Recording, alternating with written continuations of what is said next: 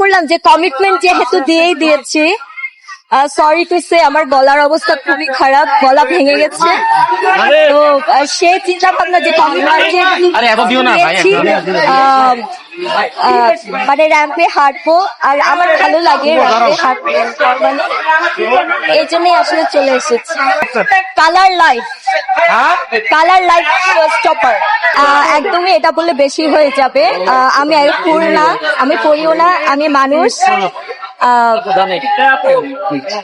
কেন মানুষরা কি সুন্দর করতে পারে না? আল্লাহ তাআলা বানাইছে।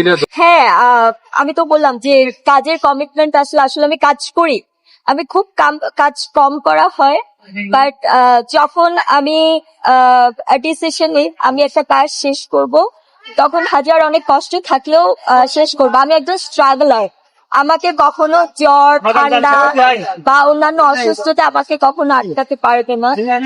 তো আসলে মনের শক্তি দিয়ে আমি আজকে স্টেজে পেরেছি এবং আলহামদুলিল্লাহ দর্শক এত সুন্দর করে মানে আমাকে অ্যাকসেপ্ট করেছে সবাই।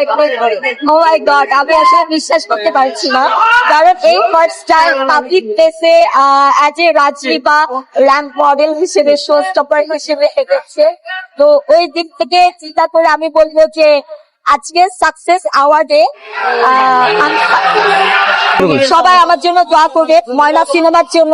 আজকে আমি সাকসেস হয়েছি আমার ময়না হয়ে, রাজদীপা এখনো সাকসেস হয়নি। রাজদীপা যখন অনেক সিনেমা উপহার দেবে, দর্শককে হলে নিয়ে আসতে পারে, তখন রাজদীপা সাকসেস।